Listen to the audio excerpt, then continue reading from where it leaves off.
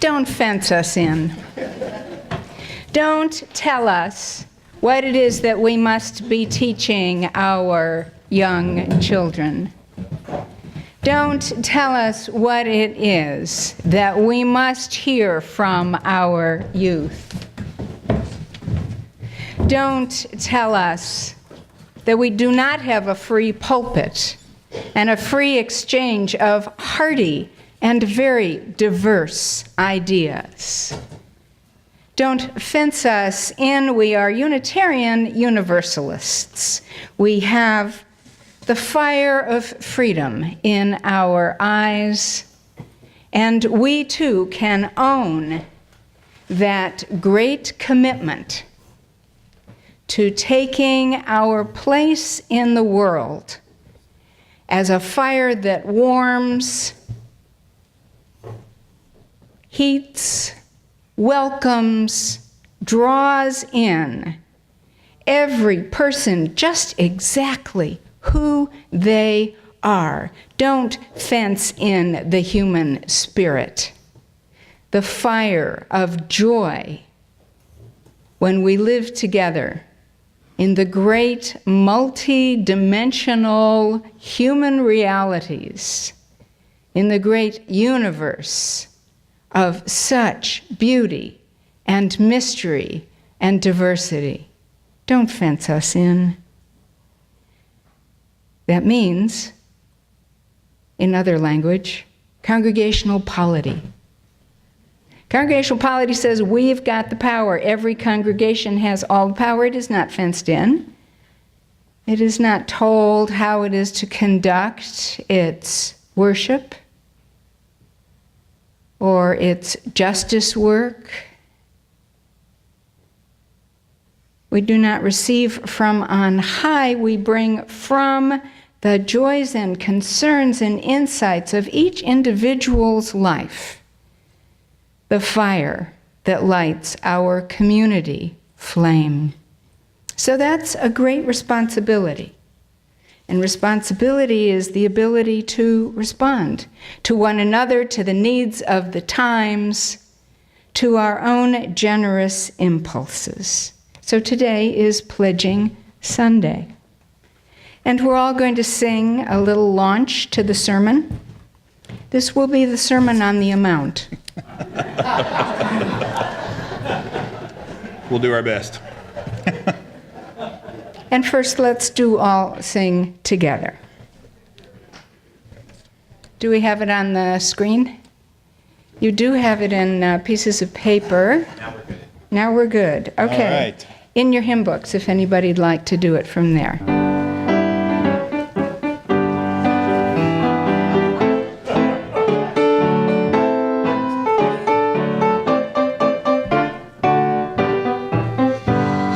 We're here to canvass through this Sunday. Our church needs every dime. Spare us all points, pull out all your ballpoints, and make us just split some time. We've got to have a balanced budget. Income and outgo gotta rhyme. If not, we'll rue it. You all can do it.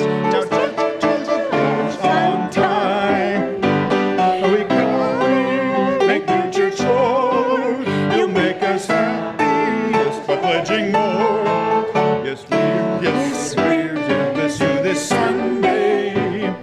Income and outgo got to rhyme. Spruce up your juices, make no excuses, and make us make your pledge to us.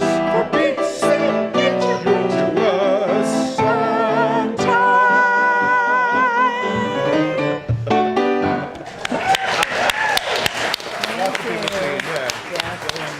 Later, yeah. It's up to us.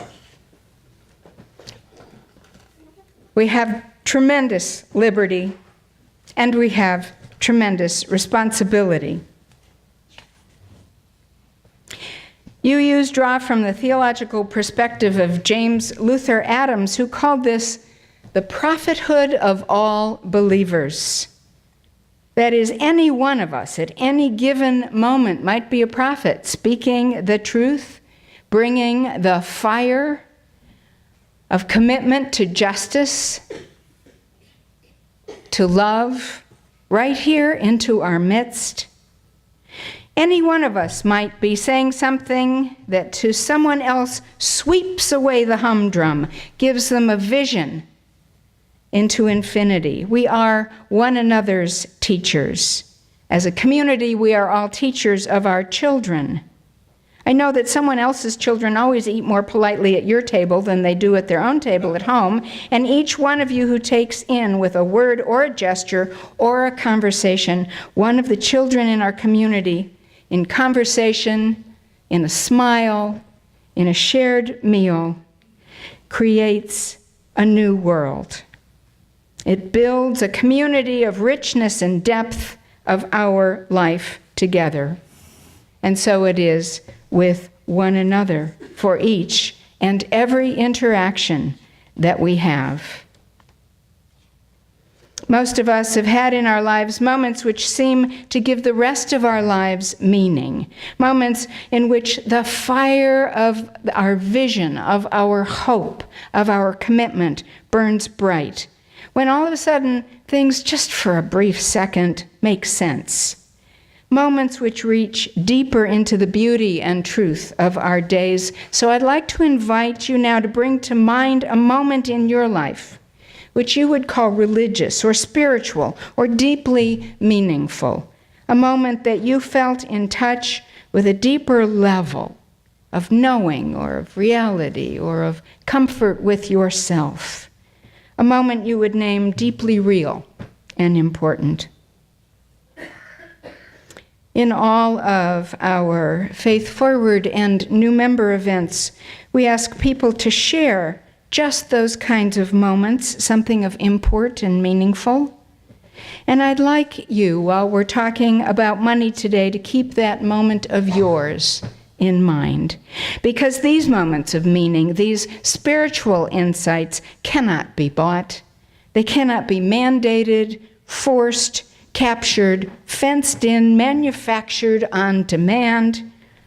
I remember sitting with a community of my dearest friends around a bonfire and watching the sparks go up from the fire, bright gold, way high into the sky, and looking up, the bright gold sparks merged with the silver sparks of the stars. And I was looking into a universe of gold and silver flame, and I knew that each of us is one of those lights. All the people I knew and loved, all of humankind, all that lives and breathes, part of that universe of gold and silver fire. There is no amount that can be attached to that moment. It can only be recognized, celebrated, and shared in this beloved community. There is, however, an amount. The amount is 10%.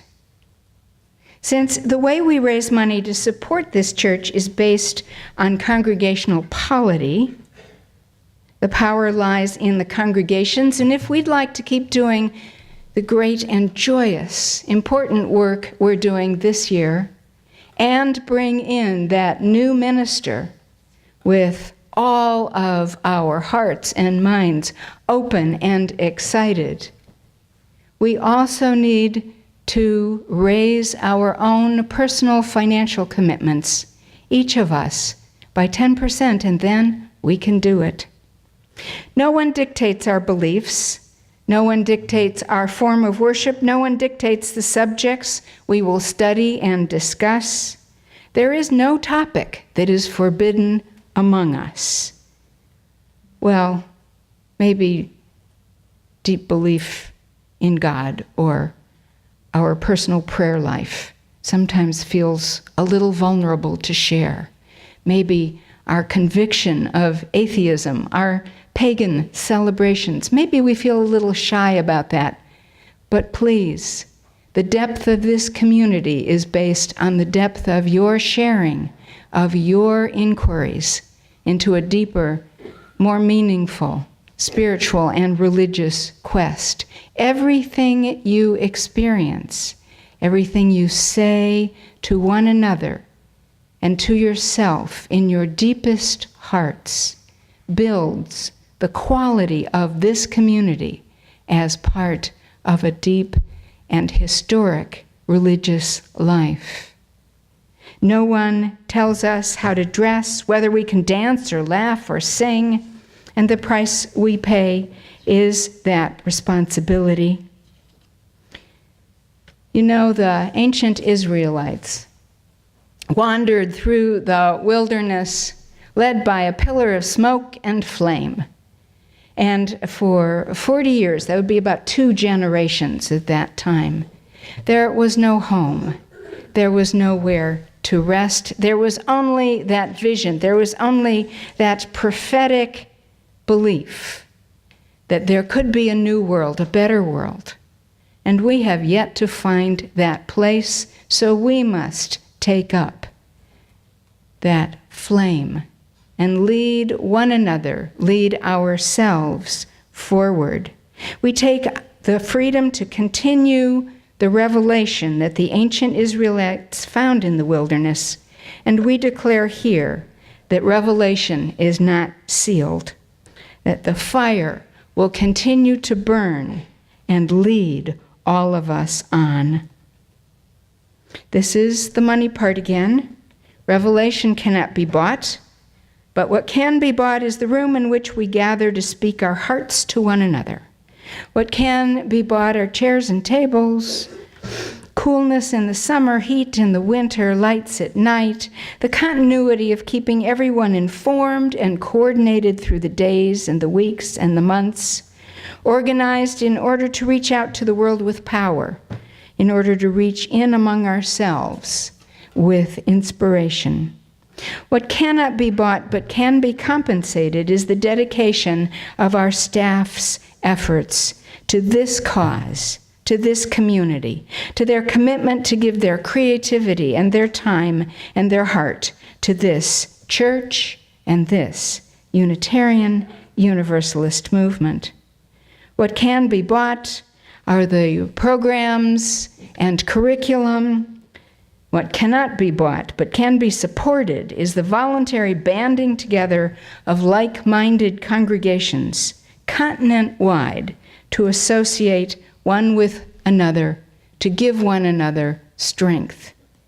You will not receive, here's the bad news, you will not receive celestial blessings for your pledge unless you consider listening to this choir sing, a blessing, singing together a little bit of heaven. You will not receive the paternalistic blessing of a deity unless you consider the joy of being together, a blessing one to another. You're not banking with your dollars a place in eternity unless you consider the generations of young people bringing their children who will grow and bring their children, all your family, part of the human family, the family of humane people, people who will pass through these doors and walk through these rooms and sing together.